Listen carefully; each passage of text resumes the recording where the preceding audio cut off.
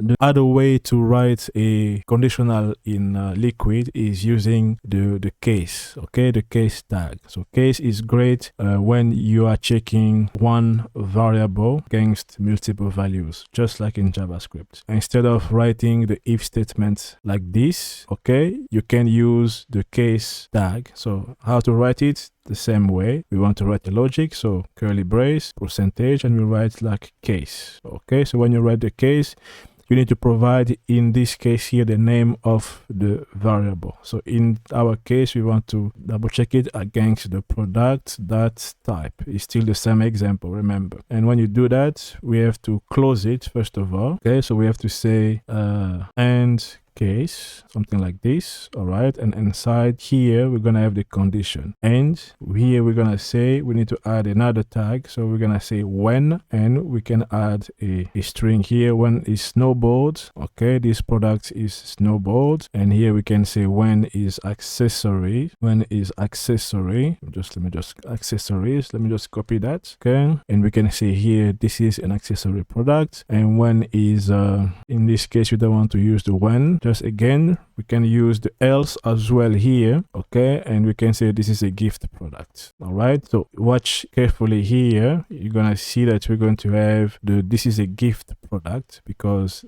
it's not matching any of this condition. If I save it, we're gonna have this is the gift, a gift product. If I go back and choose this selling plain sky wax, okay, I'm gonna get this is accessory products. Okay, so if I go back again, and this time I go back to the other automated collection, we're gonna get this is a snowboard product. Okay, it is matching this first condition here. That's it for everything about the conditional statement.